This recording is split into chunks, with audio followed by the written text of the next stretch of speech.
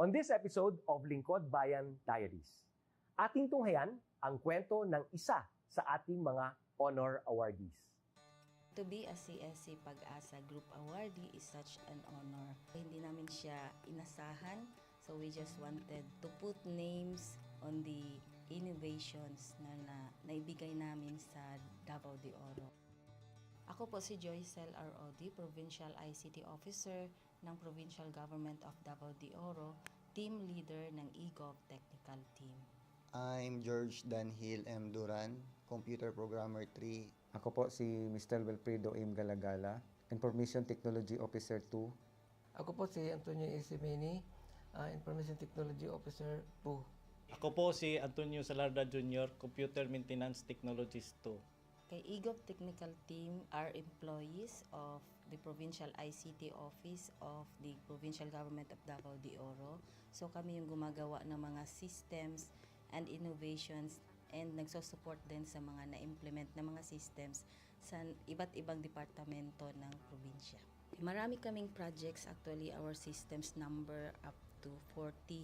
Especially during the pandemic, so doon talaga nakita on how useful ICT was. During that time, challenge talaga yung team to produce projects to sustain yung online na operations. So on our part, we tried exploring open source technology. Tapos marami kaming ina-explore na networks. So first yung system is yung Call-the-Doc. It's a teleconsulting system na na-implement during the COVID. When the OPD services, yung outpatient department services were stopped, nag-resort to teleconsulting. Another project mentioned is yung COVID testing information system. So just like any typical molecular laboratory na systems, ito ay data bank ng mga specimens na tinitest, tapos nagbibigay yung system ng result ng mga test. During pandemic, nagamit talaga siya kasi kailangan validated yung result, so QR coded yung aming test result. Isang very challenging project namin is yung household profiling and needs assessment. So kailangan merong list ng mga possible recipients ng bigas, and then wala kaming updated list nun. So kailangan in 1 month's time makaproduce kami ng system kasi magro-roll out ng survey sa buong probinsya. Nag-try akong mag-tap sa isang UN organization, yung UNDP. Tapos, nag-request ako kung pwede ba kaming turuan on how to do survey using Kobo Collect. And we were blessed, kahit wala kaming formal agreement, no monetary considerations, tinuruan nila kami. And in 1 month's time, na-produce namin yung app. Then after that, dire-diretso na po. Hindi rin namin ma-imagine na in 6 months' time, nakandak yung survey using employees only of the provincial government. So nakamobilize kami ng mga 200 plus enumerators. Talagang nilibot yung entire province, 236 barangays, bahay-bahay yan. Tapos nakuha namin yung data with maps. Na mapping namin yung mga households. So and very appreciated po yung output ng systems. Kami nasa LGU, na-feel namin yung need na dapat ma-institutionalize yung ICT departments. Nasa digital age na tayo, so hindi pwedeng hindi tayo mag-upgrade or mag-adapt ng ICT. So basically yung ICT, nagagamit siya para ma-optimize yung ating mga processes. Aside from that, yung interconnectivity, interoperability ng different offices, napapadali yun through ICT. So, talagang dapat i-leverage yung ICT ng any organization, not just the government. Kung mapansin nyo, lahat ng developed countries is naka-leverage talaga sila sa ICT. Maraming magaling sa Philippines, medyo may problema lang tayo dun sa interconnectivity and interoperability kasi parang nangyari, parang kanya-kanya yung mga LGUs, kanya-kanyang innovations. And if you can see from the national, paiba-iba yung mga systems hanggang dun sa baba. So, yun din isa sa panawagan namin, sana magkaroon ng uniform na standards and protocols in developing systems para hindi masayang yung mga efforts ng mga nasa baba. Okay, my message to my fellow public servants, so let us continue to be a gift. Di ba, pag gift ka, maganda ka, mapapasaya mo yung recipient, kay magiging useful ka sa recipient. So, isa lang yun sa palagi kong isinasa puso, no? Continue to adapt to the change, especially in ICT innovation. Even though marami tayong challenges na related to it, just continue to adapt to the ever-changing progress in technology. Kaya ang masabi ko lang sa mga kawani ng gobyerno, kung trabaho tayo, gawin natin talaga yung nasa puso natin. Gawin mo lang ang dapat mong gawin upang kung ano mang gusto mong maitulong para sa bayan. Na patuloy lang natin ang ating mga mabubuting gawain sa gobyerno para sa ating mga kababayang Pilipino. Kami ang EGOV Technical Team ng Davao de Oro at ito ang aming kwentong lingkod bayani.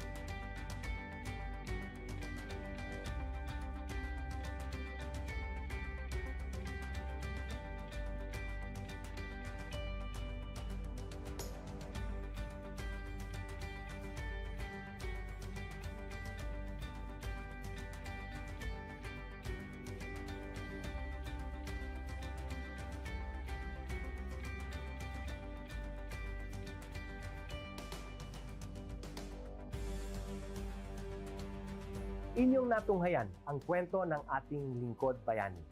Kung ikaw ay may kilalang lingkod bayani, maaari siyang i-nominate sa Honor Awards Program ng Civil Service Commission. For nomination procedures, go to www.csc.gov.ph. See you on the next episode of Lingkod Bayan Diaries.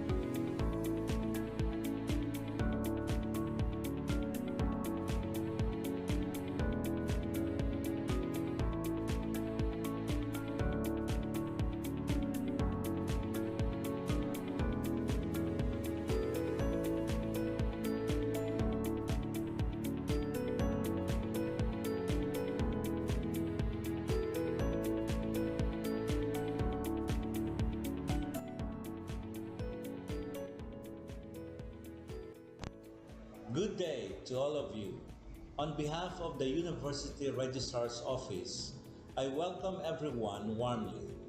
As the head of this esteemed institution, I am privileged to introduce our office and share the valuable services we provide.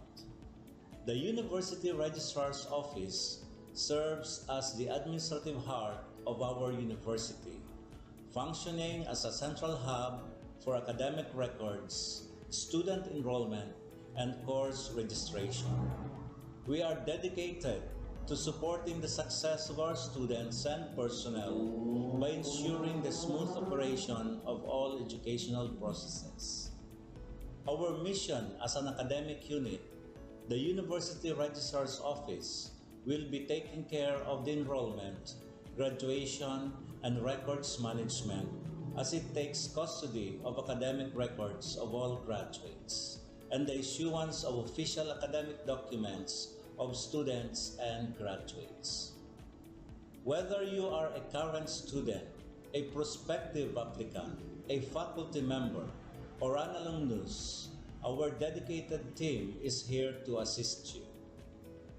From guiding you through the enrollment process to helping you access and maintain your academic records, we are committed to providing exceptional service with efficiency and professionalism. In addition to our core responsibilities, we are continually strive to improve our services by embracing technological advancements and streamlining our operations.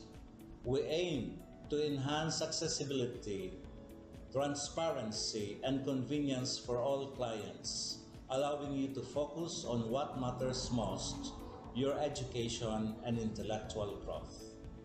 As University Registrar, I am honored to lead a team of talented professionals passionate about supporting your academic journey. We understand the challenges and aspirations of higher education and are dedicated to serving as your trusted partner throughout your time at our university. In closing, I extend my heartfelt welcome once again. The University Registrar's Office is here to assist, inspire, and empower you as you embark on your intellectual endeavors. We look forward to collaborating with you and contributing to your success in every possible way. Thank you, and may this be the beginning of a remarkable academic journey for each of you as a university for humanity.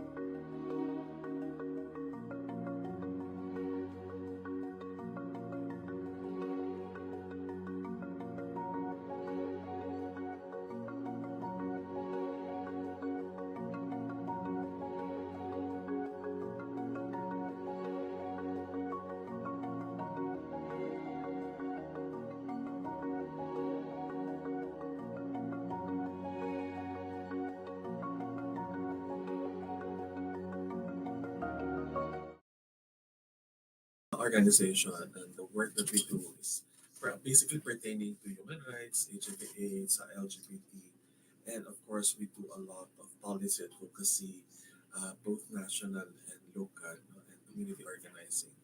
We've been in existence since 2005. We've implemented projects funded by UNAIDS, which is again today is Zero Discrimination Day, UNDP, and other major development partners. But the core of our organization is really empowering, capacitating what we call or classify as marginalized communities. Yeah. So I so you're here in Legazpi, sir? Yes, of course, because we are currently implementing a project here in Legazpi in partnership with the local organization Gayon LGBT. And we're so lucky to have Sir Kasing with us kasi even if he has a different business here in Legazpi City, yung talagang TLF share, but he found time to join us today. Yes, o yun. From also, thank you Toots of Gayon, Gayon Legazpi, or Gayon Albay, LGBTQ. Ayun. So let's now start kung ano may we first know, sir, what is the difference between HIV and then AIDS? A lot of people tend to confuse or tend to have the same idea na pag sinabing HIV and AIDS, pareho lang yan. No? Actually, magkaiba yung dalawa. When you talk about HIV, it's actually the virus. No? You have a virus inside of your body. It's called human immunodeficiency virus. So you have a virus. So a person can have HIV but not necessarily AIDS. No? Because when you say AIDS, that's already wherein the body, for example, already reached a certain stage wherein you cannot anymore resist or the body cannot anymore resist or fight off yung mga sakit na dating kaya mo na. In other words, your immune system is already down. No? Bagsak na Bagsak siya. na talaga siya. So kinakapitan ka na ng iba't ibang uri ng sakit na halimbawa sorry, the word halimbawa diarrhea, you know, dati kaya mo lang yun, parang yung diarrhea mo hindi ko galing. Tapos nagkaroon ka at for example, you are a very young person, bigla ka nagkaroon ng pneumonia. Usually pneumonia tumatama yan sa mga may edad na, pero at a very young age meron ka ng pneumonia. And other diseases na dati kaya ng katawan mo, kaya hindi na kaya. And, So AIDS po yan, sir. Oo, yan ang AIDS. So, Yan ang ibig sabihin, talagang bagsak na talaga yung pneumonia. So, yun yung sinatawag nating AIDS. No? Pero again, there are a lot of individuals naman that they have HIV, but they don't have AIDS yet. Kasi healthy pa rin sila. No? Healthy pa rin ang kanilang pangangatawan. No? They just have the virus inside their body. But it is safe to say, sir, that yung HIV could still be contained and would not really be blown out. Yeah, Diba? yeah. Hindi naman. Ano yan? You can have HIV, tapos if you comply with the treatment, if you comply with the treatment religiously and you follow the recommendations of the doctor or the healthcare provider, then yeah, sure, you will be okay. You know, in fact, meron tayong tinatawag ngayon na undetectable. No? Undetectable because of the medicines. No? Yung gamot na ginagamit na tinitake nila, hindi na nadetect yung kanilang HIV, and it's not anymore transmittable. So, isabihin, Wait, it's not transmittable? because of the medicine. Okay. So, Pero andyan pa, sir. andyan Andyan ba sa siya. katawan mo? So, ibig sabihin, if you are Dormant. regularly taking the medicine, like what I mentioned earlier, and you're complying, talagang comply ka religiously, etc. No? Nag-ano talaga yung tinatawag namin na nagiging undetectable, untransmittable ka na. So, hindi ka na nakakahawak. No? Yun yung magandang nangyayari. Pero how would you know na hindi ka na nakakahawa? Okay. That's also a very good question because you have to undergo test. May test yan. Regularly tinetest. Regular testing yan. Meron ka tinetest. You go to your doctor, tinetest yan. Merong, I don't want to be very technical about it, but there is a test wherein they count, no? Tinetest talaga nila if the virus is still detectable. Kasi ganun din naman yung ginawa sa'yo nung una kang na-diagnose. No? Tinitingnan nila kung may HIV ka. No? So makikita na doon sa test na yun kung may HIV ka. So almost the same procedure ang gagawin sa'yo. Makikita nila, okay, hindi na nadidetect yung virus mo at nakikita na nila na hindi ka na transmittable. That is actually the path that we're moving forward towards. Parang through treatment, proper care, hopefully people live living with HIV would achieve that that stage na undetectable, untransmittable. Kaya lang, of course, pag hindi ka nag-comply, babalik na naman yung Tsaka not everyone can afford siguro the treatment. Yun sana ang tatanong ko, sir, is that really expensive? Kasi bakit yung iba, pwede naman sana maagapan, di ba? Kaya hindi nag-comply. The treatment is for free. It's actually for free. No? It's for free yan. Because we have, like what I mentioned earlier, no? We do receive grants. The country receive grants from major development partners. And kasama doon sa grants na yon ay yung mga medicines. So, libre yan. Binibigyan. Parang TB ba Oo, sa TB. Kasalanan mo na binibigay ng government talaga ang libre yan. No? Libre talaga yan. Binibigay yan. May mga tinatawag tayong treatment hub. No? Dito sa Bicol meron tayo yan. So, binibigay ng libre. Walang bayad dyan. Walang bayad dyan. So, bibigyan sa'yo.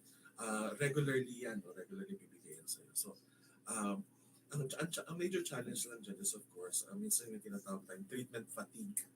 Pag sinabing treatment fatigue, if you've been taking, alam niya, pag nagkakasakit tayo, minsan dumatating sa punto natin na nakapagod na magkamot, parang ayaw mo na magano, parang you get tired, no? So may mga ganun challenges din yung mga people living with HIV, parang nagkakaroon ng treatment fatigue, so parang feeling na ayoko na mag-treatment, pero again, pag pinapaliwanag pa sa kanila that this actually treatment, no, this treatment could actually improve or save you or make you live a normal life. No, that's something that we have to know. So, yun yung mga type ng messaging na ginagawa natin. Na kahit may HIV ka, tuloy na, no? Kasi nga available naman yung mga treatments. So very important talaga, sir, dyan yung information dissemination, no? Para at least alam nila na available naman yung treatment and they can always subject themselves to these tests for free. For free. Diba? It's for free talaga. Available yan meron sa LG natin, sa City Health. City Health meron din ang mga community. Yung mga community natin, nagtitest din sila, no? Kasi meron ginagamit na community testing na community-based screening. No? We call it community-based screening na parang pregnancy test. In 30 minutes, makikita mo naman. May result na. So, screening ang tawag namin. No? So, doon pa lang, nagpa-screen ka, nakaka-nervous yan, di ba? Nagpa-screen ka, nag-reactive ka, automatic yon. Part ng protocol namin ay i-refer ka na sa treatment hub kasi para ma-properly ma-take care ka na. Kasi ang isang major challenge natin, it's yung tinatawag natin late diagnosis. Yun yung sinasabi natin kanina na ano pinakaiba ng HIV sa AIDS. Yung tinawag natin late diagnosis, ito na talaga yung parang may sakit na, full blow na, pero hindi rin ibig sabihin na full blow ka na, hindi ka matitreat. Pwede pang ma-reverse? Oo, meron pa. Like, I have a lot of cases na nahawakan na almost yung tinatawag natin CD4, which is very important to the body. Ito yung nalalaban sa mga natin, infections, etc. CD4. Minsan zero, kasi wala na talaga. Parang wala na talaga. Pero dahil undergo siya ng treatment, okay. Umaba pa. Tumaas ang kanyang CD4, nag-improve, umokay siya. So ngayon is doing very well. Doing very well. Kasi pag binalikan mo yung kanilang story, parang ang laki ng pinagbago. Parang because of the treatment. So hindi naman talaga hindi hopeless case, as soon as you access the medicine, the treatment, the care, then yun yung major challenge natin. Pero kasi sir, part of the challenge din, kaya siguro they don't subject themselves to these tests, is yun yung pinag-uusapan natin ngayon, Chins, na discrimination. Yung stigma. Also, di ba, na-mention ni sir kanina na this is available sa LGUs, sa City Health, ganyan. I'm also wondering how secure yung information dito sa City Health na to, na pagpunta ako doon, baka mabalitaan naman na, oy naku, may AIDS na, di ba? So, yung mga ganun, sir, siguro. Okay, I agree, no? Isa sa mga fear ng mga tao ay yung confidentiality, no? Yung confidentiality. Kahit sa ano naman, of course, we have the data privacy law. Very clear naman ang data privacy law. At bukod sa data privacy, we have a law that we which was passed in 2018 pertaining to HIV. Ito yung RA 16, no? The HIV/AIDS Policy Act of 2018. No? Doon sa batas na yun, maliwanag talaga na kinakailangan protektahan ang identity and any other information pertaining to the person. Okay. Minamandato rin ng batas na yun na yung mga clinic, yung mga service providers must be sensitive, must know how to handle clients na parang hindi discriminatory, etc. No? But again, medyo challenge pa rin yan kasi you have to cascade that. Yes. You have to still sensitize. Kasi kahit meron. Di ba, kahit kung- meron, you still have to Oo. sensitize na. In fairness naman, sa ating mga local government, a lot of them are aware of this. Very delicate, very sensitive issue. Kasi ang ano rin dyan is pag nabulgar, pag nalaman, halimbawa kung doktor ka, bakit ka matanggalan ng lisensya? Kung social worker ka, pwede ka matanggalan ng lisensya. Pwede kang kasuhan, no? Kasi isa yan sa mga ano, or pwede kang kasuhan, pwede kang matanggal sa servisyo.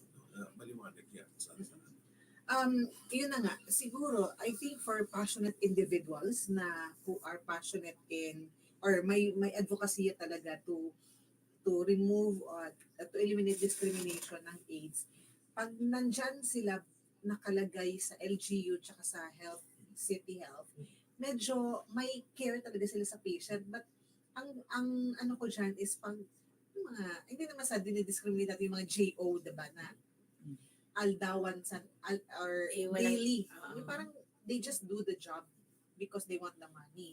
But for people who actually have, they care doon sa mga patients or doon sa people living with AIDS, then mas secure ang information din talaga natin. Totoo yun naman yun.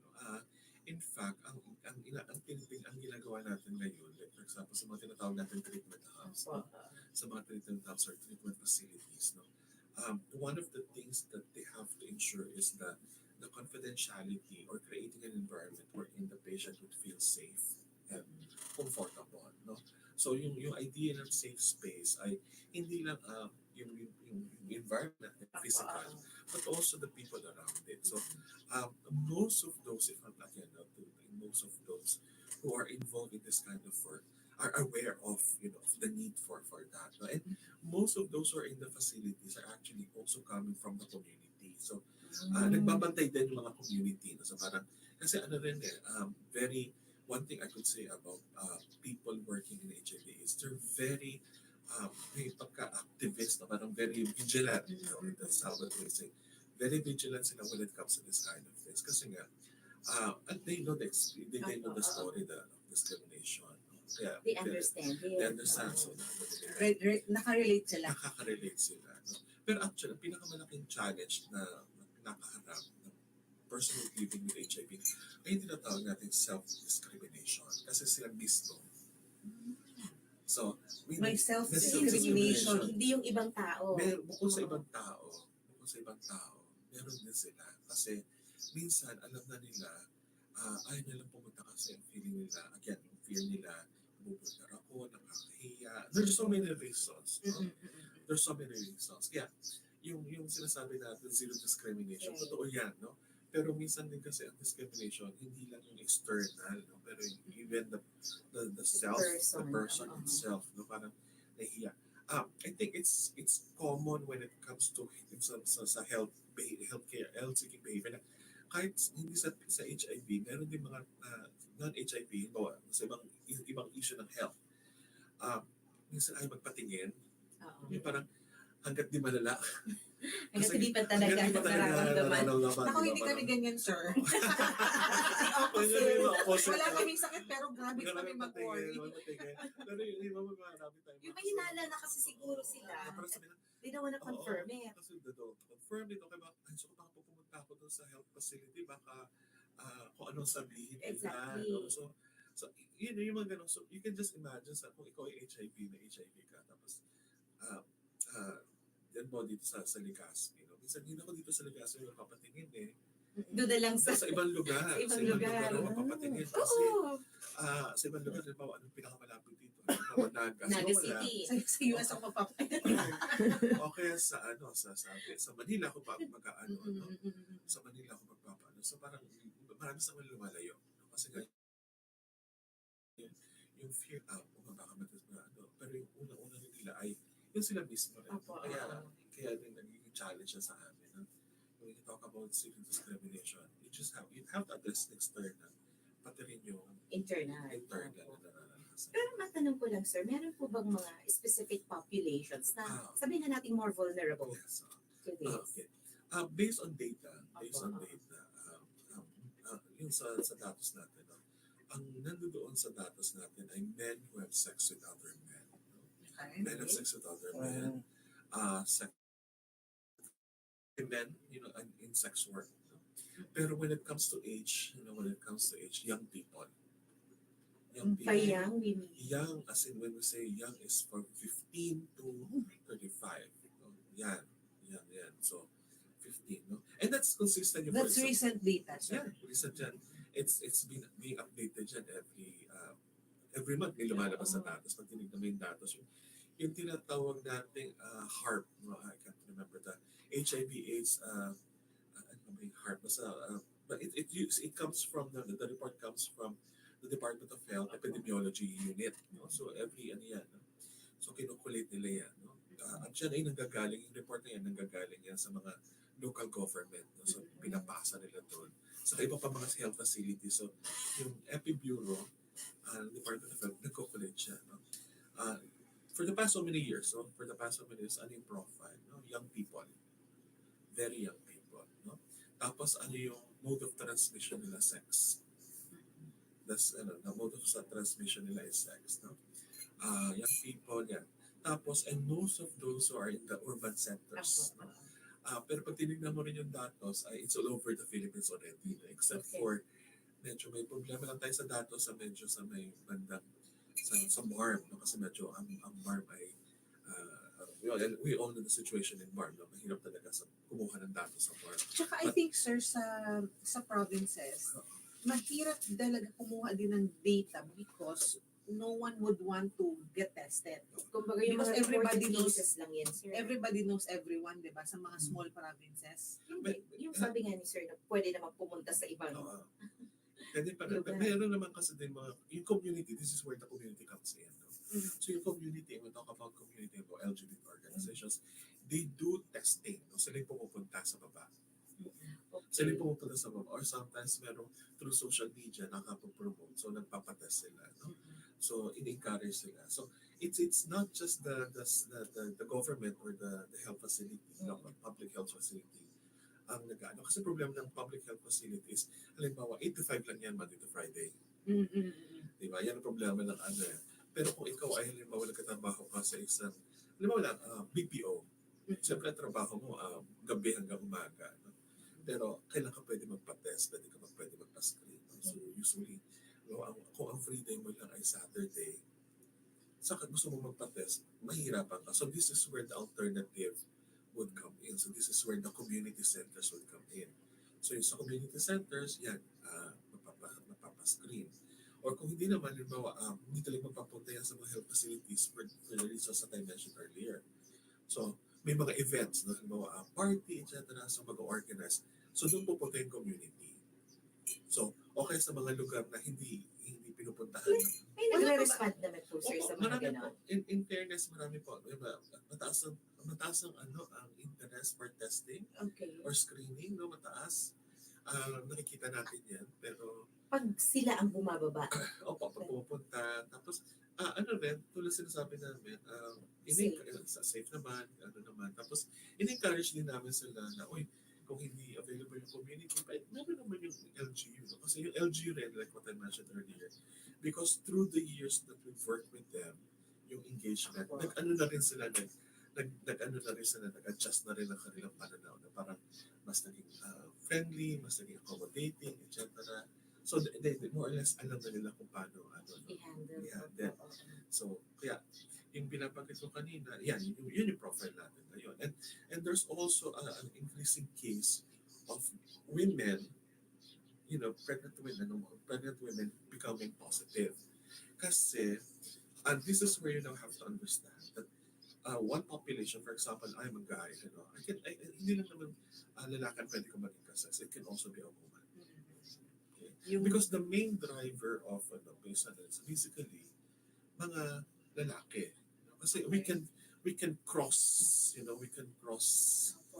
kami, like, kami, di ba, even for example, when it comes to pregnancy, sino bang trigger ang laging ang blame ng pregnancy ay babae, di ba? When in fact, kung titingnan mo yon, malaki ang role ng lalaki. Why, while as ang teenage pregnancy or unwanted pregnancy sa Pilipinas, no? So makikita mo yan, so yung datos ng HIV/AIDS, yung young, for example, sabi ko kanina young, no? Pag tinignan mo rin yung teenage pregnancy rin natin, almost the same profile, no? Parang young people getting involved or having sex at a very young age, natabubuntis. Pag tinignan mo rin yung profile ng mga sa HIV/AIDS, makikita mo rin is almost the same profile, bata. No? So makikita mo talaga na, uy, taka muna. The mode of transmission is it's sex, no? It's protected sex, and it's really a very young population now, and that's something that we have to be very, very clear about, because these young people, all of us will grow old. Tatanda tayo. They'll not forever, they'll not be forever young, no? So there will come a time that we have to prepare for an aging HIV population. So, I hope you got that idea. So, kung na-detect kita ng 15 ka, okay ka, tatanda tayo lahat eh. Tatanda tayo lahat, no? So, there is now, yung movement, no? Yung data natin, yung movement of people, tumatanda na. Papunta na tayo sa 40, 50. So, there will come a time na... Kung pwedeng umabot doon talaga sa age na yun. Opo, pwede Kasi yung concept natin dati, pag na-detect ka ng HIV, malamang any moment mamamatay yan. Yan yung ano natin. Yan yung that. Yan yung, kasi nag-i-improve na yung ano natin. Nag-i-improve na yung treatment. So, aabot talaga siya doon sa old age. So, in fact, I have friends who are now, sabi nila, kasi ang problema ko ngayon, hindi na yung HIV ko eh, kundi yung aging-related na. Aging-related na. Tapos meron ka pang HIV. So, parang That's a dormant lang. So, yan, magkaano talaga siya. Magpapatap talaga. So, Tapos nagme-menopause ka. Ayan. So, there will come a time that... Hindi ko naisip yun actually na yung gano'n. Yan yung tinitingnan natin na ano ngayon. Parang, Kasi feeling ko talaga namamatay, at some point. Ano yun, yung dating pananaw, yan yung isa sa mga misconceptions na ina-address din natin. If you have HIV, hindi naman automatic sa death sentence. Death sentence siya. Oo, di ba? Ang dami ngayon may AIDS na mga popular celebrities na... Kasi sabi nila may pera. May, Yung dati talaga, noon talaga. Wala pa yung mga libre treatment talaga. Ngayon meron na. Ngayon na kasi libre na, it's for free na talaga. Parang, Sir, I have a question. Di ba ngayon, ayoko madami iwanan. Ayoko iwanan kasi yung aging. Population, Di ba kanina na-mention ni Sir na may mga efforts to make sure na yung ibang mga people like the BPO customer service employees na they get tested then. Meron 'di ba sa sa COVID. Meron na tayong self-test kit na is it possible to have that soon, maybe for HIV? actually, we have that already. Meron na. We have that. Kaya lang, ang ano natin, clear ko lang, hindi lang mga taga-BPO. I mean, yung example na kanina. Sorry, we're not isolating na. So, okay. Meron tayong tinatawag na self-testing ngayon. No? Parang, kasi yun yung tinatawag din ng innovation. No? Kasi we have to innovate. We have to innovate. Yung innovation niyan, bahagi yan ng years and years of research, community work, etc. So ngayon, meron ka na ngayon tinatawag na self-testing. No? Kaya lang hindi pa siya kinakascade kasi yung protocol na kinakailangan pag-aralan mabuti. May health protocol siya. Parang hindi basta-basta self-testing tayo eh. Kasi, tapos biglang lahat positive. Oo, parang, parang, how do you handle that? We have to, may initiatives na ganyan. No? ginagawa na ngayon yan, ongoing yan. Pinag-aaralan pa mabuti. Soon siguro. So, tapos hindi pa siya, I'm not sure, pero hindi ko alam kung libre pa siya or may bayad. But definitely, pinag-aaralan siya ngayon. May initiative. And it will become available naman. It will become available once we receive the clear guidelines. No? Kasi hindi pa sabihin mag-release lang. O sige, mag-self-testing tayo. No? Maganda sana. No? Parang tayo mismo. Para sa COVID, diba? I remember when I was abroad, nabaliw ako yung bibili ko lang sa pharmacy kasi test mo na yung sarili mo. Hindi namin ganyan. Pag meron kang guhit, matawa na nila. Pag pregnancy test, diba? Pag nakita nila may guhit, hindi na magtatawag sila sa opisina, hindi na sa papasok kasi kung may COVID. So doon pala sa pharmacy, na-screen nila yung sarili. Nakakatawa, pero nakakaano rin. Nakakakitla. Pero you can just imagine. No? Pero kasi ito, life-changing kasi ito. No? So, lalo na kung yung tao ay walang access to other information. Kasi, di ba, pag depression, ma-depress ka. You can just imagine, like, for example, pregnancy, di ba, nag-test ka. Diba, pregnant ka, you're not you don't know anyone, hindi mo alam kung saan makusapin mo, magkakaroon ka ng iba't ibang emosyon, no? Iba't ibang emosyon. Kaya importante rin na pag nag-test ka, meron kang clear na, sino ba pwede kong kausapin? No? So, ready ang positive or positive, negative. Ganun din, parang sa pag-pregnancy Kaya may protocol talaga dapat. Kaya sa pregnancy test ka kasi mas madaling, buntis ang parang yung idea, no, magkaka-blessing yan. Parang mas madaling tanggapin na pero pag sinabi mo, ko siya? HIV positive. Parang ang laki ng stigma agad. At kulang pa yung information. Alam mo. So, but anyway, sir, hindi ko talaga pwedeng after ng break at ang haba hindi ko talaga pwedeng iwan yun. Ano ka lang, sir. Kasi di ba, with all this advancement, so parang naging effect niya is, eto na tayo sa aging population na merong HIV. So how do we address this problem? Okay. But we will respond to that. Sir later. will answer that question Kasi after a makalimutan few ko. reminders.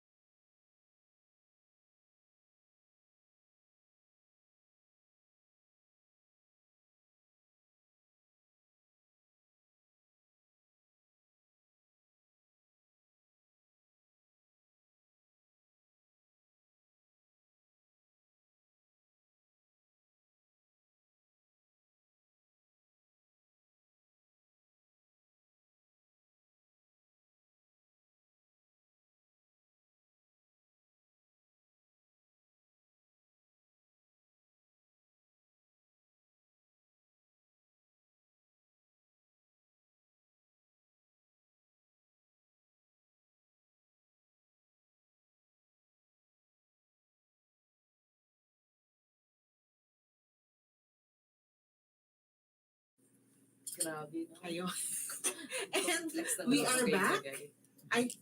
We are back on stream live on Facebook, and now we are back live on the DWBU FM 106.3 3. Ayan, kung nasaan man kayo, sana inaabot pa kayo ng aming signal, our educational radio station. And we have with us Sir Tasing from Lasal, also representing TLF Share. O, ayan, may hanging question si balikan ko Doc lang yung Cho. ayaw ko talagang bitawan. Kasi nga, with the advancement ba sir sa mga treatments natin ngayon, humahaba talaga ang buhay. Now, how do we face yung fact na merong mga aging population na sabihin na natin na merong HIV? Hindi ba mas problema yun? Naman. Hindi naman. Actually kasi, ayan yung sinabi ko nga kanina. No? Lahat naman tayo nag-age as we speak. Aging is a process naman kasi. Inevitable. Inevitable yan, di may iwasan. So, you may have HIV and still live a healthy and fruitful life. No? Kaya pumapasok yung tinatawag natin management. So, kung may HIV ka, management na lang yan. Parang diabetes, you have to manage yourself. Parang, you have to pace yourself. No? Kung meron kang diabetes, you have to manage it. So, pag pinabayaan mo rin yan, definitely it will make your life a little bit more difficult kasi nag-age ka na, nagkakaroon ka ng complication that's aging. So,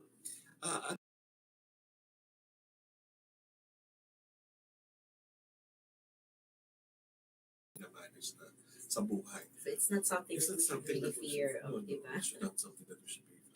In fact, ang sinasabi nga ng mga kaibigan ko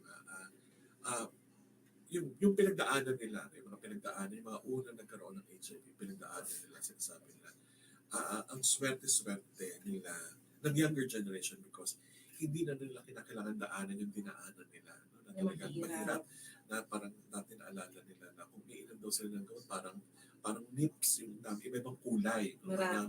Yung parang tinitake nila na mga nips. No? Ngayon, isang gamot na lang, parang coffee na 3-in-1, 6-in-1. So, Andiyan na lahat. Pero dito rin papasok ang sinabi ko kanina na even if you are, kailangan mo talaga mag-comply lang.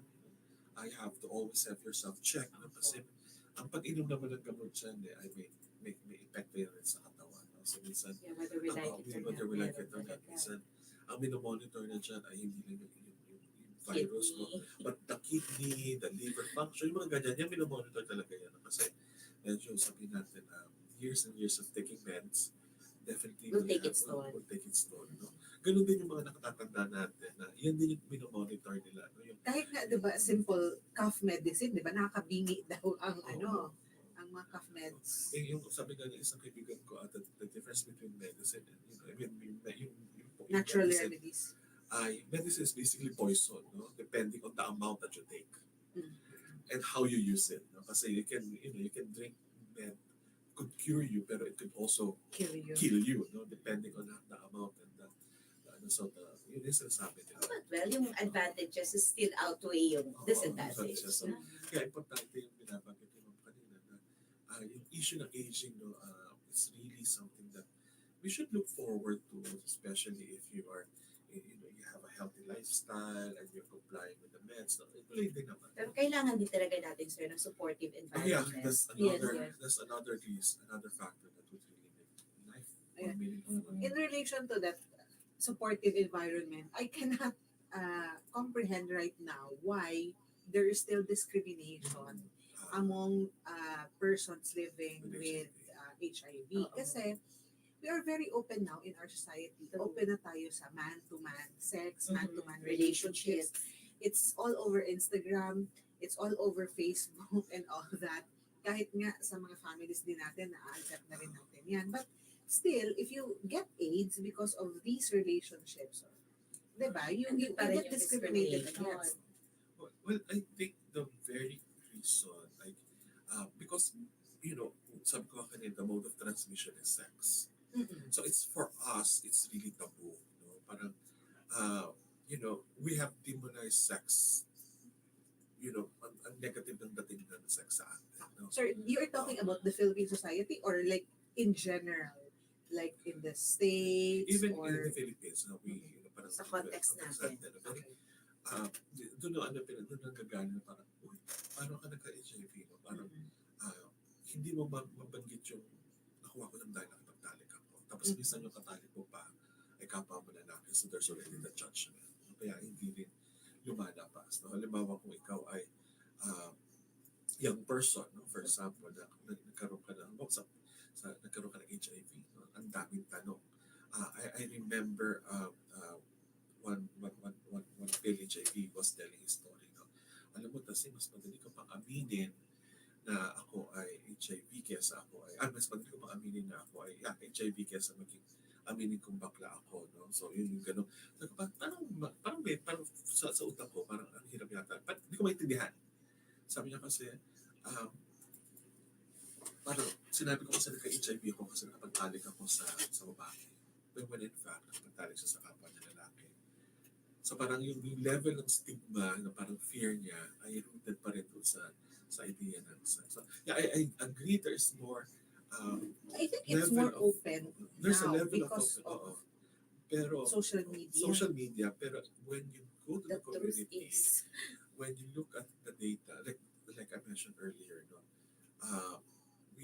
we have a project right now here in Legazpi, and we conducted a survey in different parts of the country.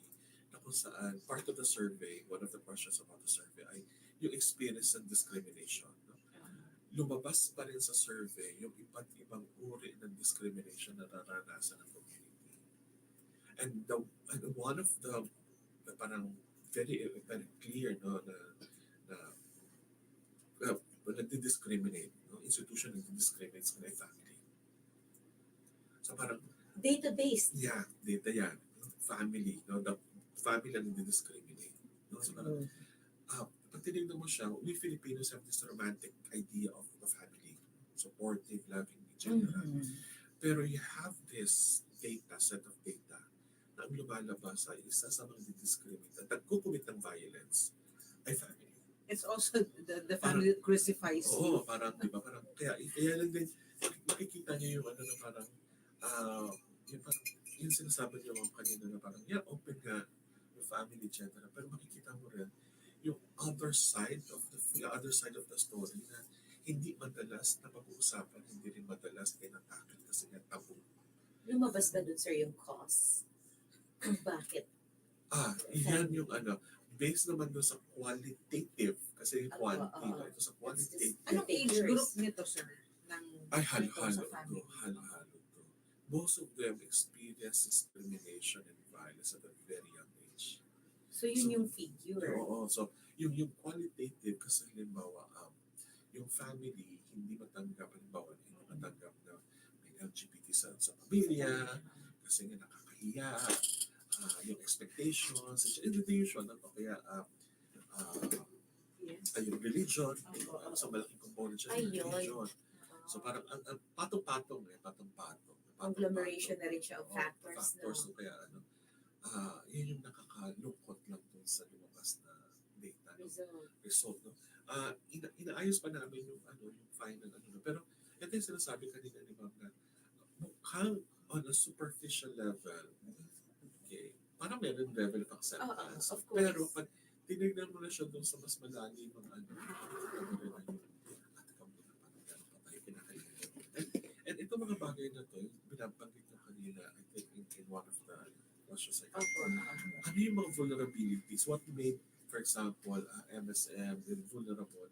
Ito yung mga dahilan. For example, violence being committed against them by their own family, the lack of employment, lack of education, yan mga factors that cause them or would make them vulnerable na nalagay sila sa alangan. That is why hindi pa rin talaga na-eliminate yung discrimination. Hindi pa rin ma-eliminate yung discrimination. So anyway, sir, given that, how do we approach this? Kasi di ba meron silang by this time, 2030, dapat at least zero discrimination na talaga. Yun yung goal. So how do we approach that? Yan din yung challenge namin. Kasi, diba kung sa family rooted yun yung mga goal na zero discrimination, etc. Di ba? Parang ganda-gandaan. But that is where the advocates would come in. That we really have to be vigilant. We really have to okay, so this is the goal. This is what we want. For example, a humane society.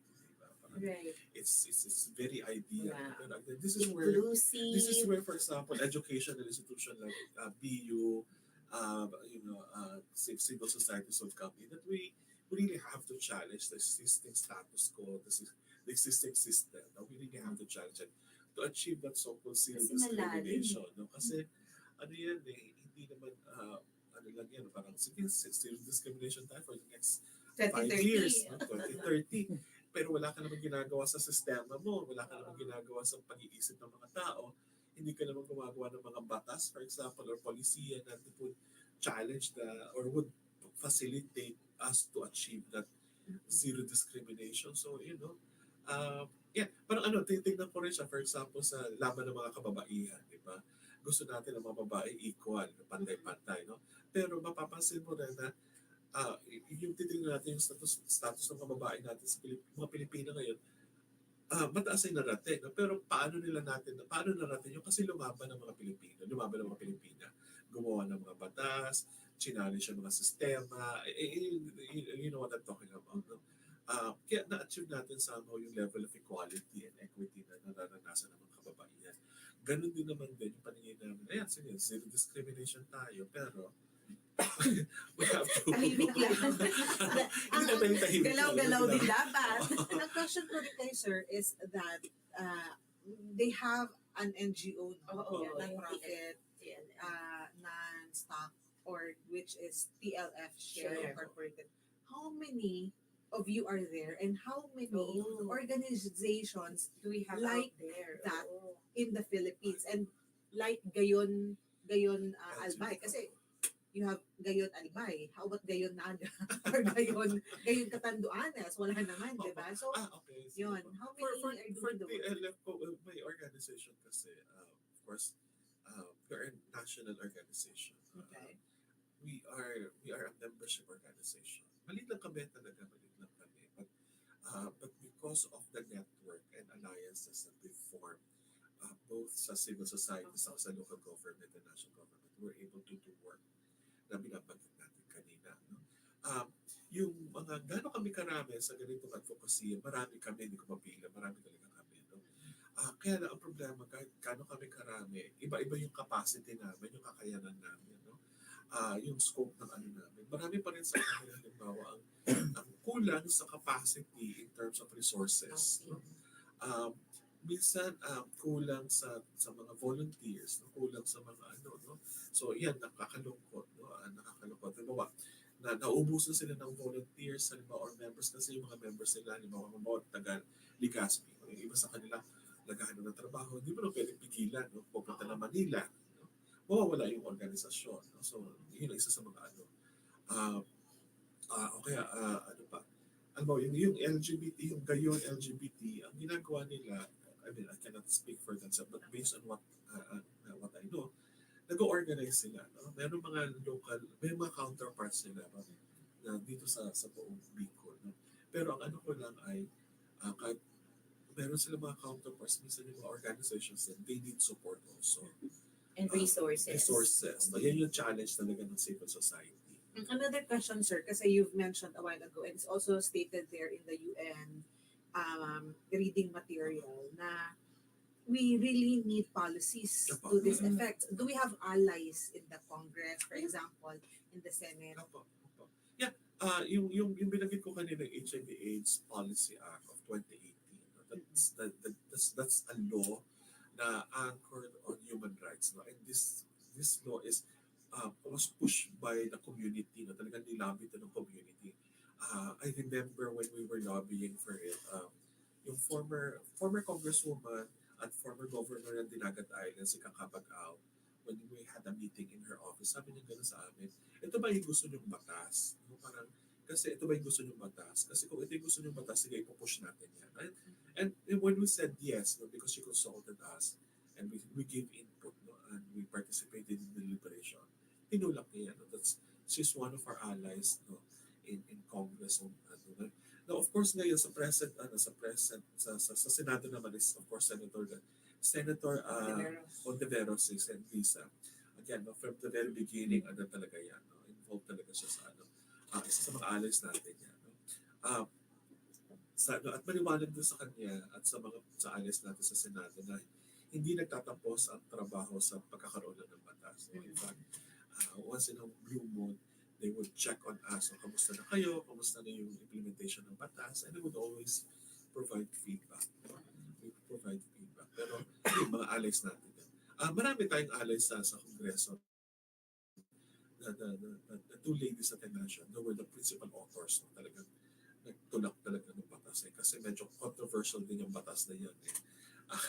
Maraming provisions kasi dyan. Kasi first of all, we are a Catholic country, no? And the fact na wala pa tayong divorce, ganun, what more klaseng batas, di ba? Even the reproductive health bill, it took a long time for it to be Congress. Well, the law became the law became a law, this law, no? Because again, based on data rin kasi, based on data. Pero tingin ko rin kasi hindi lang datos dahil sa datos na when we were lobbying, but we really presented cases.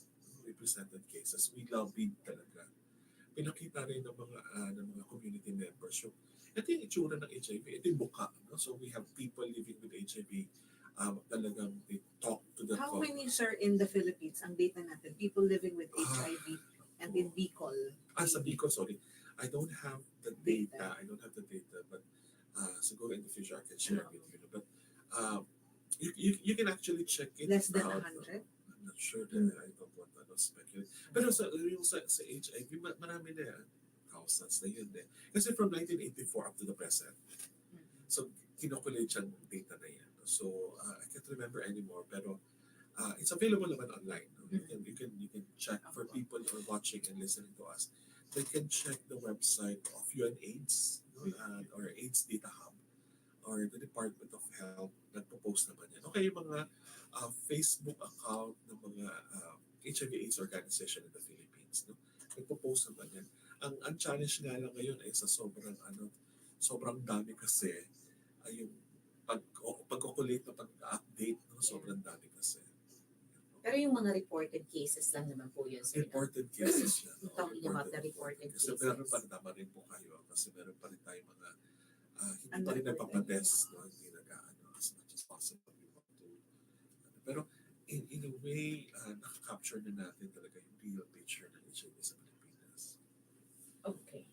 So siguro, sir, just to sum up, no, tingnan natin kung how do we really possibly eliminate discrimination, especially along the theme na sabi ba natin, to protect human rights is to protect their to protect the health, to protect their rights. We protect the rights. Sige po, babalikan ko lang yung binanggit ko kanina. Ano pwede natin gawin?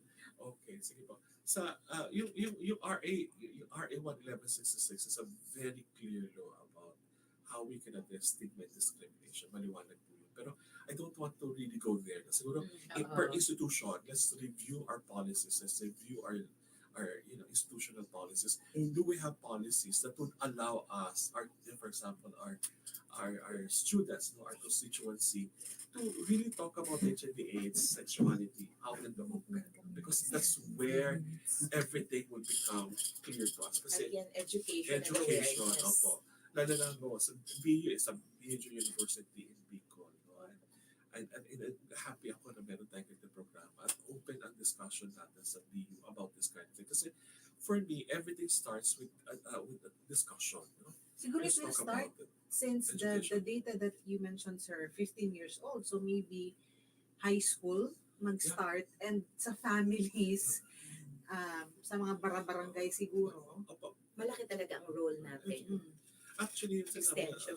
Yung education, kasi meron naman tayo, yung nasa faculty, alam natin na yung hindi naman, the way we teach a 15-year-old, a 14-year-old is different from a college student. No?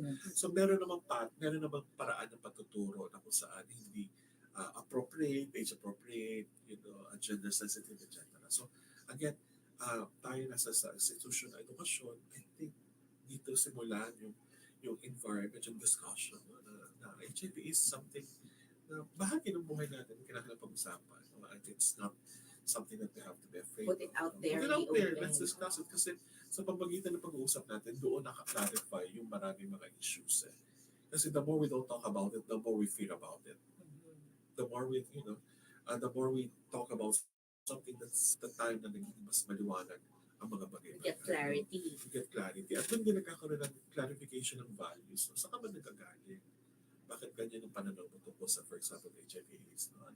Bakit ganyan? Anong tingin mo? So, sa pamagitan ng usap natin, doon tayo nakakaano. And that's where, sabi ko kanina, pag pag-uusapan natin, then we start looking into anong meron tayo sa loob ng institusyon na baka hindering sa mga estudyante natin na gusto magpa-test, na gusto pag-usapan. So, sir, do you partner with educational institutions? Yeah, we partner with them. Like for example, one of our major partners, for example, yung sa Batangas po, State University rin. No? Batangas State Batangas State University. Nagpa-partner po kami sa kanila. Tapos sometimes we get invited by private institutions, educational institutions to talk about this one. Yun pa yung ano. Tapos minsan naman, we capacitate student organizations kasi naniniwala kami na it should be the student. Pero kasi, I noticed, may parang 2 years ago or 3 years ago, merong move ang College of Medicine natin to have a campaign, information awareness campaign. Tapos hindi naman tayo umaattend. So, parang ano lang siya, parang we don't take it seriously siguro. No, something is wrong with the process siguro. Kasi nga, well, it's something that we can talk about din siguro later, how to go about that. Kami nga pa naglalobby kami sa mga, you mentioned the College of Medicine. Surprisingly, or parang sa College of Medicine, kinakailangan talaga turuan ng gender sensitivity. Kasi future doctors natin. Hindi nga tayo uma-attend, kaya hindi natin alam kung anong nangyari. Yung mga future doctors natin, masyadong technical sila. Parang kailangan din sila turuan ng mga discussion about gender. Kasi pag naging doktor sila, hindi lang naman sa medicine yan. Pero tao yan nakamusap. So, turuan din sila ng gender sensitivity, human rights, mga HIV. She will be surprised na marami sa kanila. Talaga.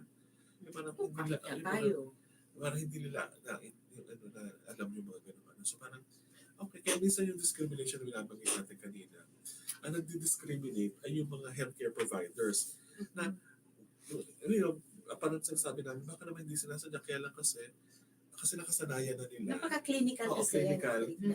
Kaya sinasabi namin, baka we have to look into how our med students are being taught, no? Baka kinakailangan ng turuan din, introduce sa kanila yung gender, yung Gandang project niya ng gender. Parang gender sensitivity, parang parang pagdating nila, pag lumabas sila sa field, mas ma-appreciate nila, mas maintindihan nila yung hindi siguro insensitive, but very objective lang when they use the word clinical pa din. So, pero very objective. You approach different people differently kasi individual sila. So, yun yung hindi sila parang mas holistic, humanistic ang So, yan yung human touch. We don't lose that human touch. Kasi lalo ng mga Pilipino pa pag minsan pag ang isang doctor very caring, parang yung feeling na, ay, makomportable ako, happy ako rito, bumabalik at bumabalik. Pero pag ang isang doctor may medyo parang cold. Parang walang pakialam. Very technical sa mga gamot. Medyo na, parang, inaintindihan natin kung saan nagagaling din ang mga doktor. Parang you have to be objective kasi mahirap din maging emotionally involved. That's one reason why we don't attend. So, actually. Yeah, pero sinasabi naman natin, in a world wherein people are looking for a certain degree of care, no, parang sa Pilipinas, pakikitao ba yung tawag doon? Pakikisama, pakikitao, no? Yung mga ganun ba? Pakikipagkapwa-tao. No? Na, mas nakikita ng mga, sa healthcare, mas nararamdaman nila na, magaling makipagkapwa-tao itong doktor na to, mas pupuntahan ko siya ngayon. Parang, I think meron na rin silang ganyan na training these days. I've talked with some of the doctors na they have this interpersonal training na hindi lang ganun ka-objective. Ito, 3 times a day, kulay lang mo ng gulay, kumain ka ng ng sitaw, bataw, patani, mga ganun. Kumain ka na bahay ko po. Yung mga young doctors natin ngayon, nasa na yun. Meron na rin ata yan, sir, sa kanilang curriculum, I think. Yan yung sinasabi rin natin na we really have to look into the different fields na parang we have to lobby and we have to engage them. The way we approach, for example, HIV/AIDS is not just it should not be very medicalized. It should be, kaya yun sa rin namin sa work namin sa HIV/AIDS, yung mga partner namin, mga doktor, mga nurses, etc. talagang alam din nila na ano din talaga sila. When they deal with people with living with HIV, ang ang trato talaga nila ay, we're here to help you to achieve your health goal. Anyway, just to sum up. Kasi kung saan tayo napupunta kasi yung usapan. So, unang-una, yung role natin sa education and awareness is very important. And syempre, the creation of a safe space for everyone. And finally, yung kanina pang pinag-uusapan natin, yung mga creation of policies din siguro. No, para we can address this discrimination that is still prevalent dito sa Pilipinas. Culture. Yeah. One of the root causes of discrimination is the culture natin din. In the family, who's supposed to protect us, pero sometimes they are the ones who crucify us. Without siguro intending po. I would like to believe na maganda pa rin yung spirit or yung intention nila for doing that. And syempre, calling out the people there sa gender and development sector natin, siguro this is one good project, no?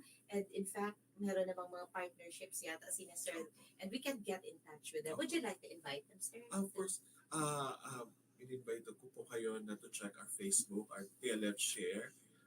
Nasa Facebook po kami. If you have questions, you can just post or send us a message and we'll be more than happy to answer questions. Or if not naman po dito sa Legazpi, of course, Gayon LGBT is our partner po. So you just visit their webpage at ang kanilang opisina po ay available din po. If they're interested to have themselves tested, Gayon LGBT, meron po silang testing, na screening, safe and confidential po. At higit sa lahat, ito po ay libre.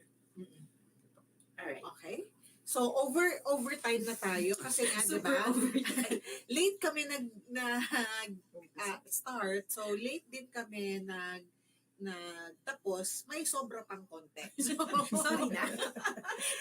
Hindi lang maiwan. Again, Ranchers, thank you very much for watching and being with us today. Next week po, we will have our lady firefighter. Yep. O, diba? Kasi nga, ang dami nating mga celebration, Women's Month tayo, sineselebrate, and there are so many guests na tayo. Nagkaroon ng guest sa The Branch. Wala pa kaming guest na firefighter. So, so it's first time to shine. And again, on behalf of The Branch, thank you, Sir Thank you so for much being with po. us. Thank you and bye! Thank you. Bye. See you next Wednesday. Yay.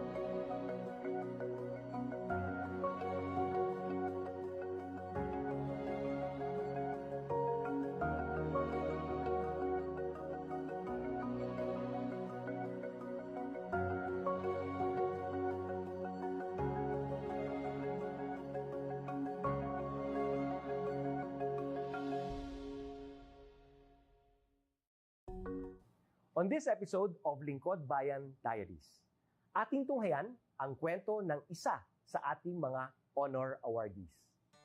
To be a CSC Pag-asa Group Awardee is such an honor. Hindi namin siya inasahan, so we just wanted to put names on the innovations na naibigay namin sa Davao de Oro. Ako po si Joycel R.O.D., Provincial ICT Officer ng Provincial Government of Davao de Oro, Team Leader ng eGov Technical Team.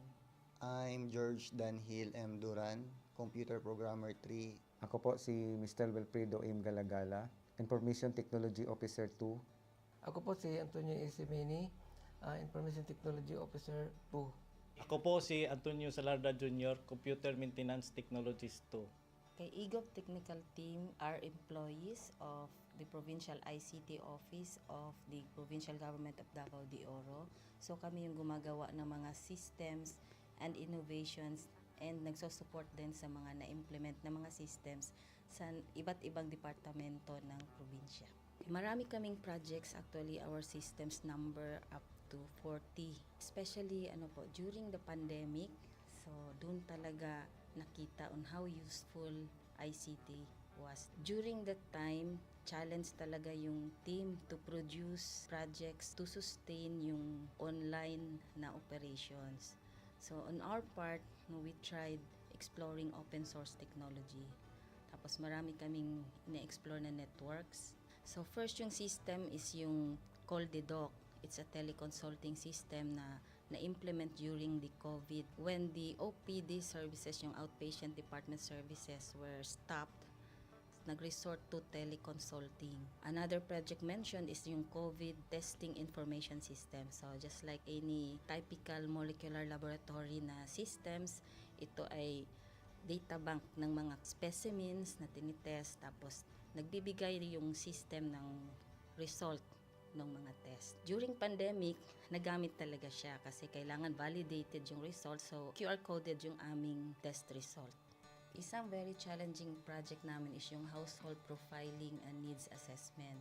So kailangan merong list ng mga possible recipients ng bigas, and then wala kaming updated list nun.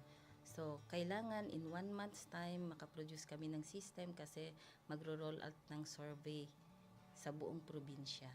Nag-try akong mag-tap sa isang UN organization, yung UNDP.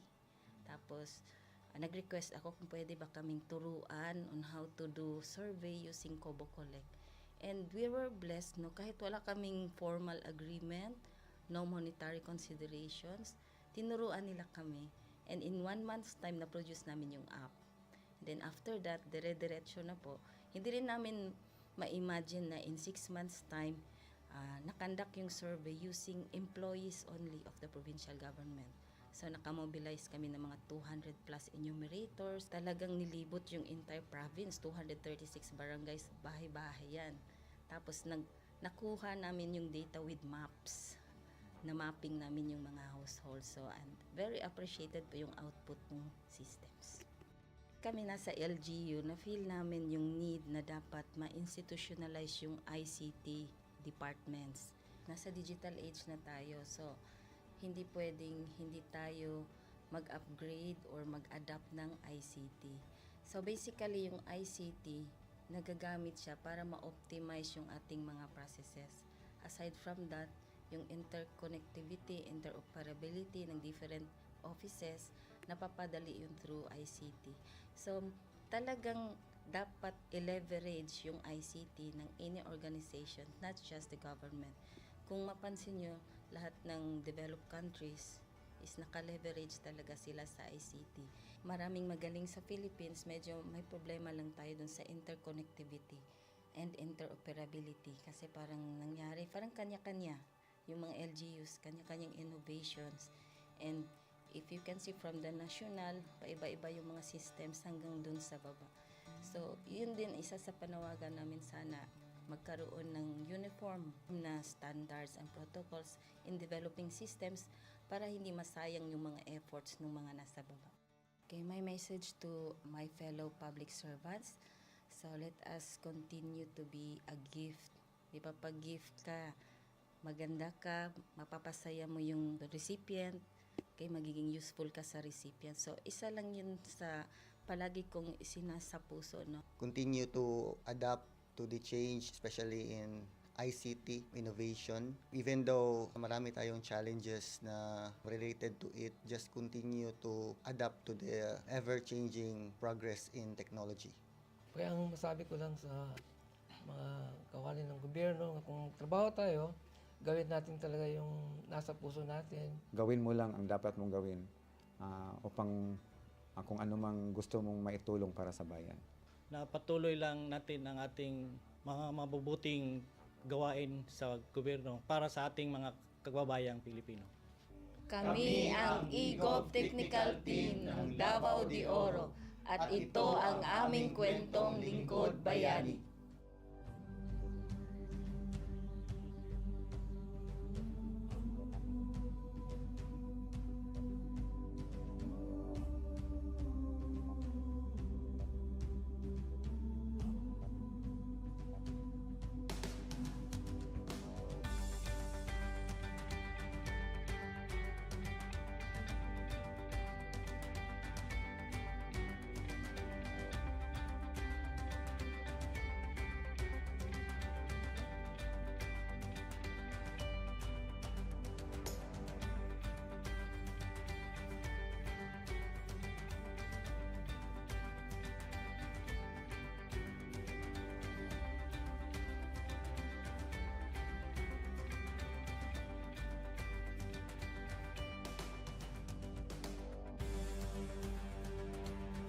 Inyong natunghayan ang kwento ng ating lingkod bayani. Kung ikaw ay may kilalang lingkod bayani, maaari siyang i-nominate sa Honor Awards Program ng Civil Service Commission. For nomination procedures, go to www.csc.gov.ph. See you on the next episode of Lingkod Bayan Diaries.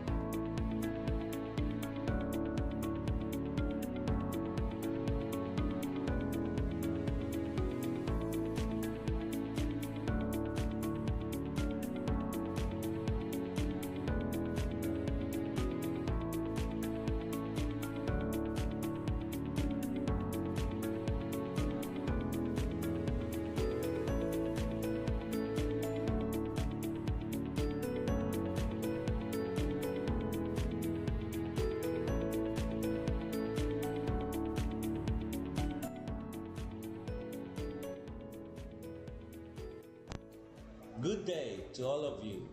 On behalf of the University Registrar's Office, I welcome everyone warmly. As the head of this esteemed institution, I am privileged to introduce our office and share the valuable services we provide. The University Registrar's Office serves as the administrative heart of our university, functioning as a central hub for academic records, student enrollment, and course registration. We are dedicated to supporting the success of our students and personnel by ensuring the smooth operation of all educational processes. Our mission as an academic unit, the University Registrar's Office, will be taking care of the enrollment, graduation, and records management as it takes custody of academic records of all graduates and the issuance of official academic documents of students and graduates. Whether you are a current student, a prospective applicant, a faculty member, or an alumnus, our dedicated team is here to assist you. From guiding you through the enrollment process to helping you access and maintain your academic records, we are committed to providing exceptional service with efficiency and professionalism. In addition to our core responsibilities, we are continually strive to improve our services by embracing technological advancements and streamlining our operations. We aim to enhance accessibility, transparency, and convenience for all clients, allowing you to focus on what matters most, your education and intellectual growth. As University Registrar, I am honored to lead a team of talented professionals passionate about supporting your academic journey. We understand the challenges and aspirations of higher education and are dedicated to serving as your trusted partner throughout your time at our university. In closing, I extend my heartfelt welcome once again. The University Registrar's Office is here to assist, inspire, and empower you as you embark on your intellectual endeavors. We look forward to collaborating with you and contributing to your success in every possible way. Thank you, and may this be the beginning of a remarkable academic journey for each of you as a university for humanity.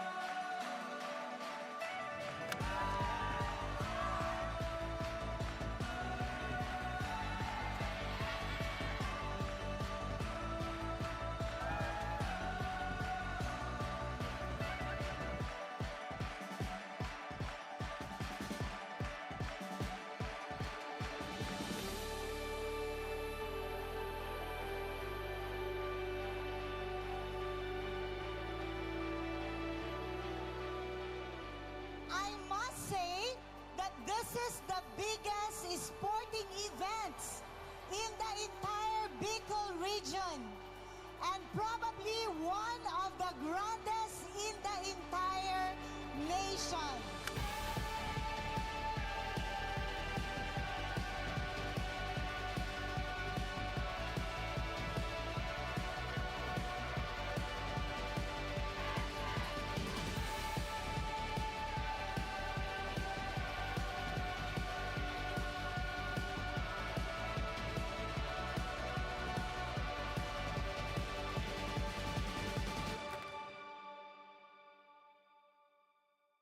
Bicol University takes its pride from its top-notch faculty, employees, and most of all, its unparalleled and diverse students.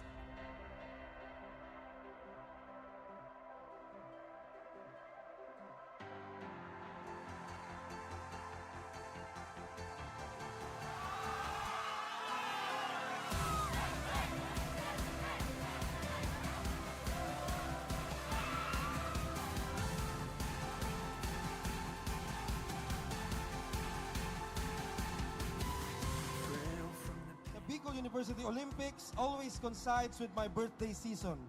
I am very thankful for that. The youthful embrace that is on display during this event reinvigorates my sense of purpose as a public servant, as the young people occupy extremely important places in my ecosystem of governance. In short, I've spent my entire life helping build up this university, but I am not done, and neither should you be done building up this great institution.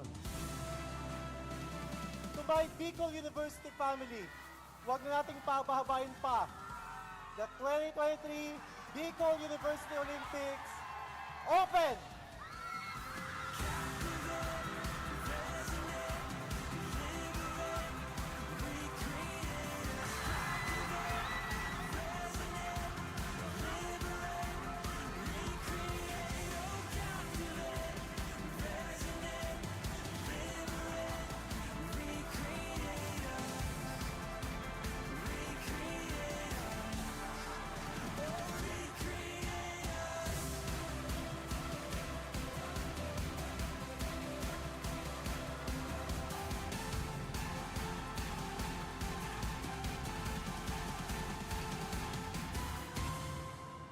BU students have proven over the years na iba talaga pag taga-BU. Certified Uragon pag BU Wenyo. We're climbing higher, we'll touch the fire. It's all that we know, we'll never let go. We're wild and free, got all that we need. We're flying right through, yeah, that's what we do. We're flying here, I see it so clear. We're up in the clouds like we're heroes. We came from the dust, we never gave up. Just look at us now, yeah, we're heroes. We won't ever give up now. I thank you for allowing me to witness this heart and will and spirit that you will demonstrate during these games. Thank you for all your birthday greetings. Mabuhay ang Bicol University. Thank you.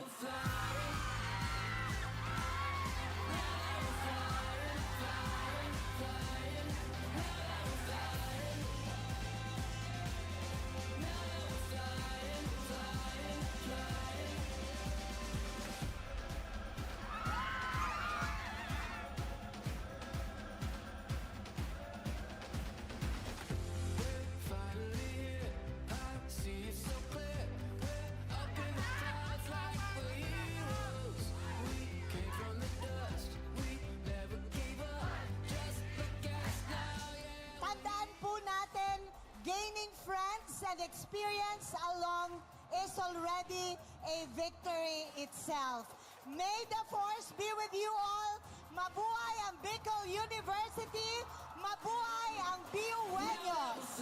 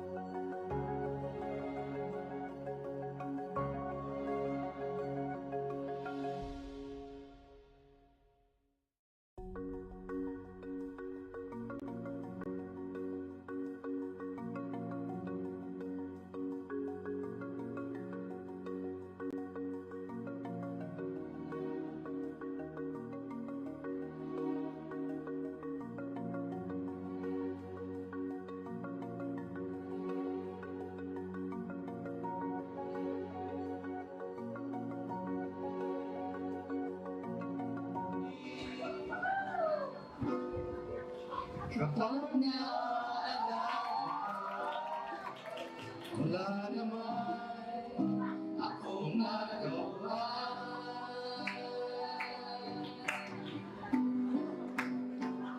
Umuwi ka na, baby. Ako sanay na wala ka. Mahirap ang mag-isa. At sa gabi hanap kita. Hanggang kailan ako maghihintay na makasama ka? Muli sa buhay ko, tulog at paghihirap. At laging ikaw lang ang umapawi sa mga luha. Naglalagay ng ngiti sa mga labi. Di mapigilan ang mag-isip. Sa ligan, hulog ang loob sa iba. Nakakamalis na huwag naman sana.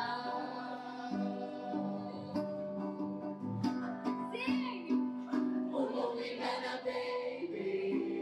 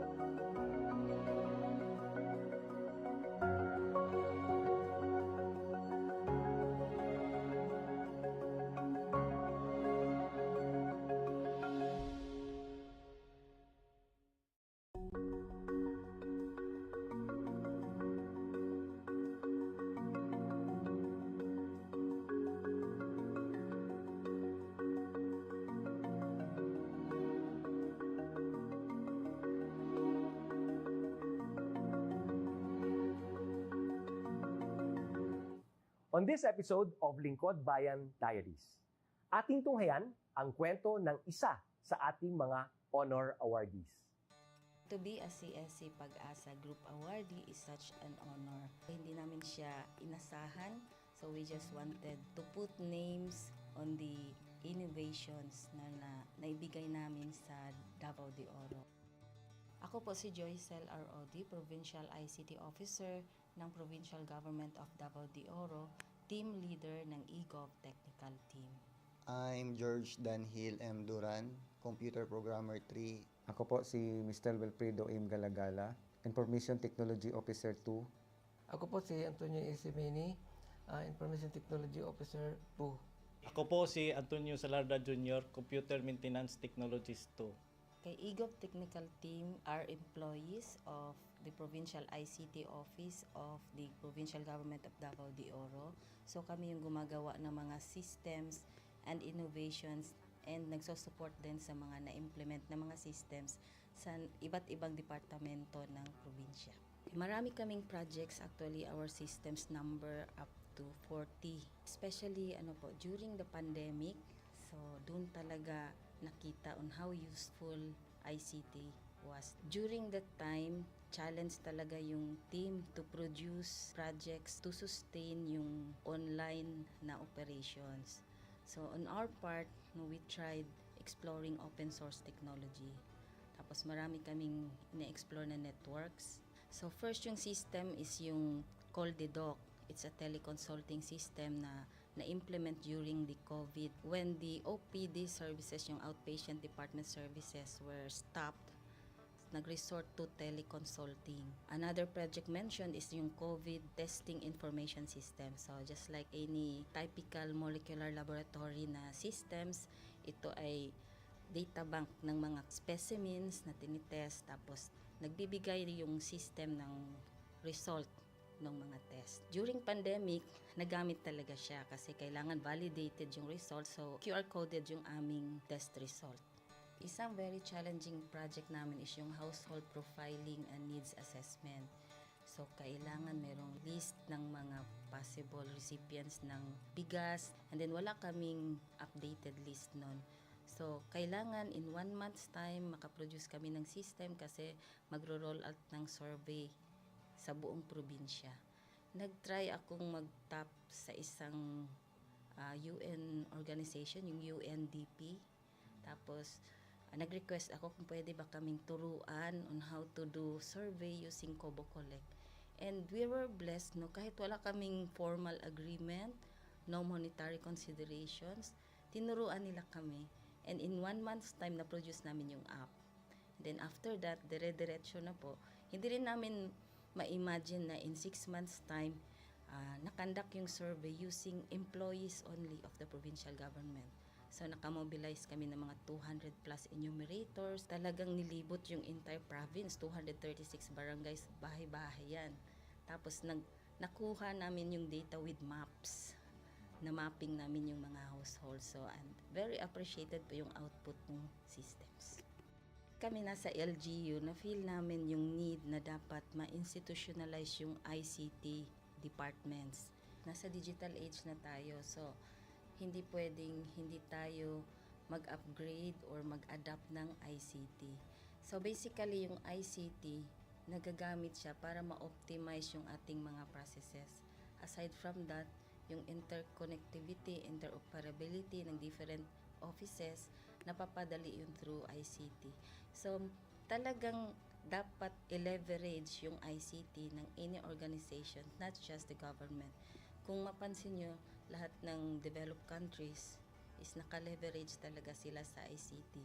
Maraming magaling sa Philippines, medyo may problema lang tayo dun sa interconnectivity and interoperability kasi parang nangyari, parang kanya-kanya yung mga LGUs, kanya-kanyang innovations. And if you can see from the national, paiba-iba yung mga systems hanggang dun sa baba. So, yun din isa sa panawagan namin, sana magkaroon ng uniform na standards and protocols in developing systems para hindi masayang yung mga efforts ng mga nasa baba. Okay, my message to my fellow public servants, so let us continue to be a gift. Di ba, pag gift ka, maganda ka, mapapasaya mo yung recipient, kay magiging useful ka sa recipient. So, isa lang yun sa palagi kong isinasa puso, no? Continue to adapt to the change, especially in ICT innovation. Even though marami tayong challenges na related to it, just continue to adapt to the ever-changing progress in technology. Kaya ang masabi ko lang sa mga kawani ng gobyerno, kung trabaho tayo, gawin natin talaga yung nasa puso natin. Gawin mo lang ang dapat mong gawin upang kung ano mang gusto mong maitulong para sa bayan. Na patuloy lang natin ang ating mga mabubuting gawain sa gobyerno para sa ating mga kababayang Pilipino. Kami ang e-Gov Technical Team ng Davao de Oro at ito ang aming kwentong lingkod bayani.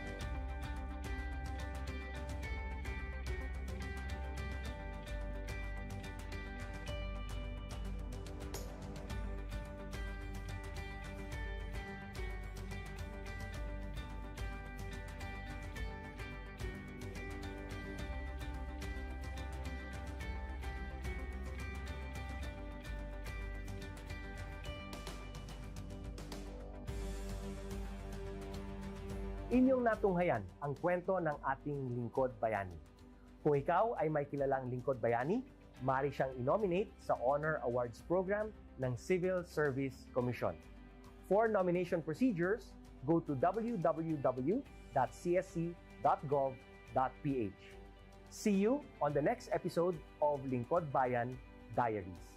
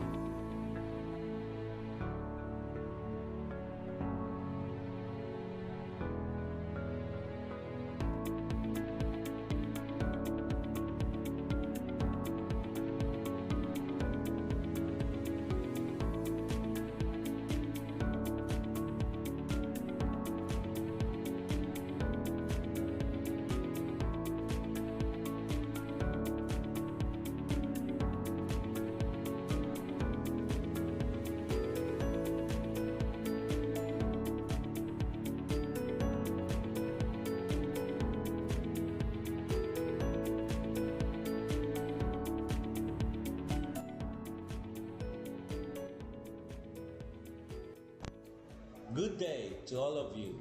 On behalf of the University Registrar's Office, I welcome everyone warmly.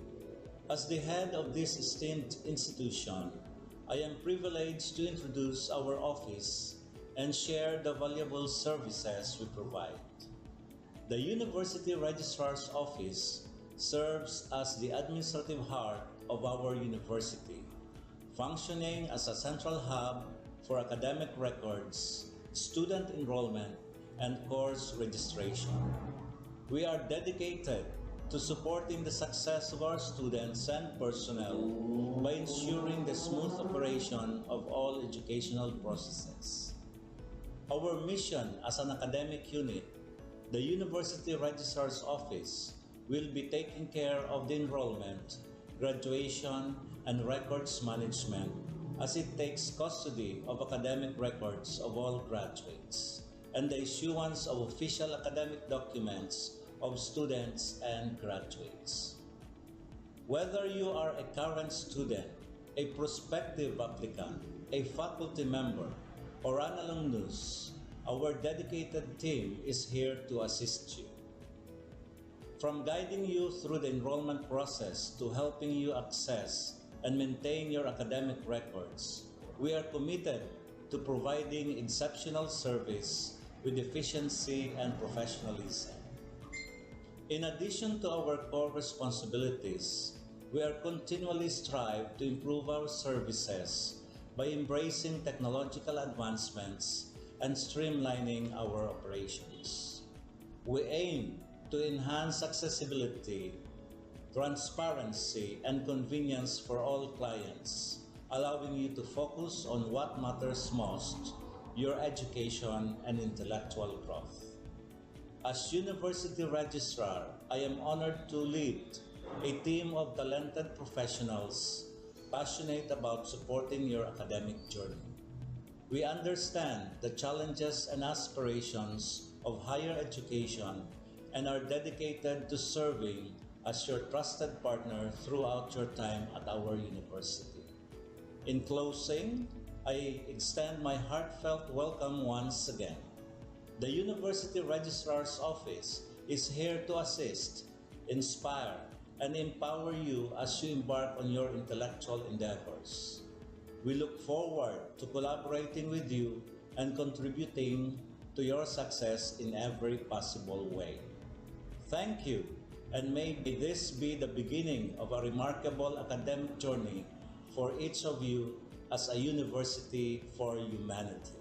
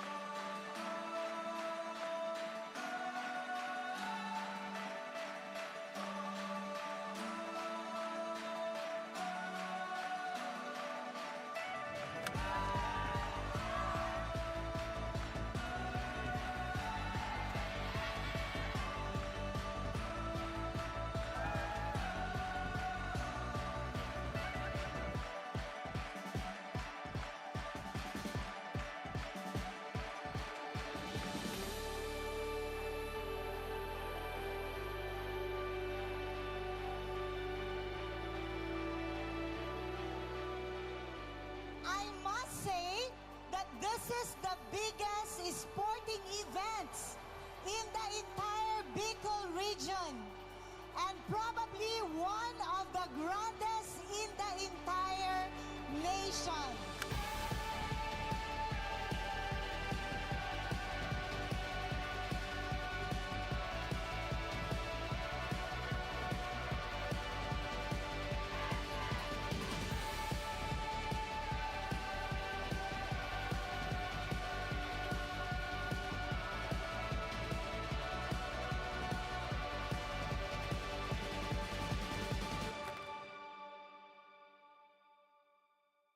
Bicol University takes its pride from its top-notch faculty, employees, and most of all, its unparalleled and diverse students.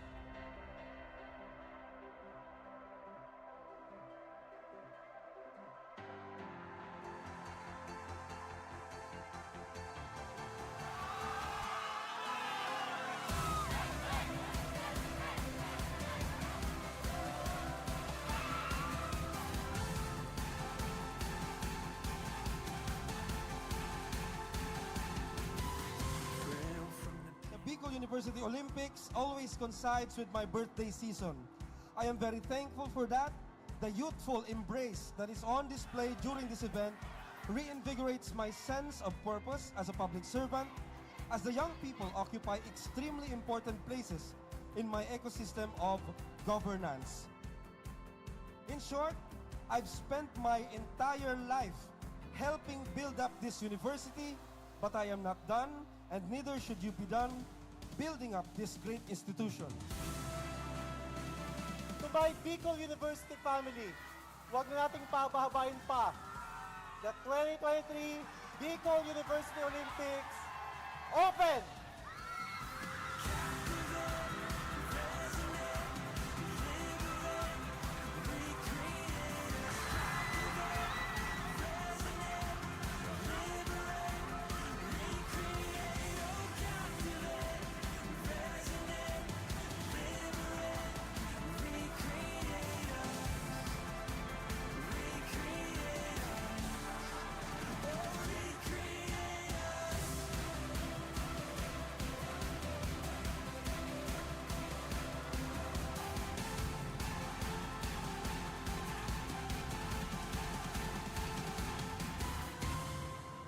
BU students have proven over the years na iba talaga pag taga-BU.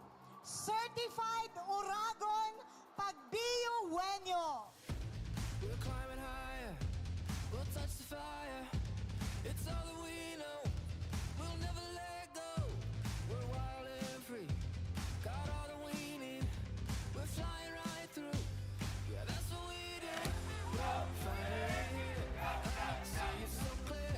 We're up in the clouds like we're heroes. We came from the dust, we never gave up.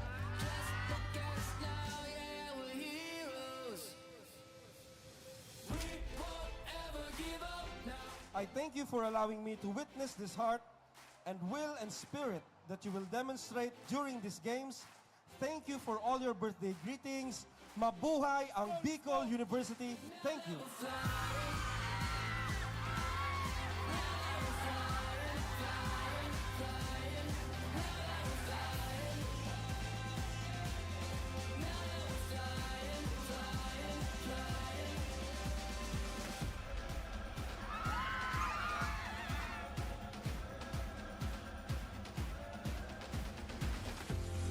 Finally here, I see it so clear. We're up in the clouds like we're heroes. We came from the dust, we never gave up. Just look at us now, yeah. Tandaan po natin, gaining friends and experience along is already a victory itself. May the force be with you all. Mabuhay ang Bicol University. Mabuhay ang BU Wenyos. Now that we're flying,